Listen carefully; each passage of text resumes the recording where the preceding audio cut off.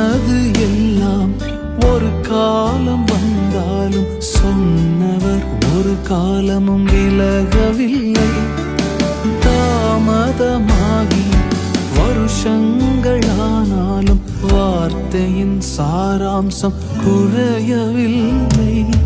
கானானை சேர்ந்ததும் தெரிந்து கொண்டே சுமந்தவர் மேலான கானான் என்று ஒருவனாயிருக்கையில் அழைத்தவரே, ஆயிரமாக்கி மகிழ்பவரே, சொன்னதை பிசகாமல் செய்பவரே, யாவே வைராக்கியம் உடையவரே.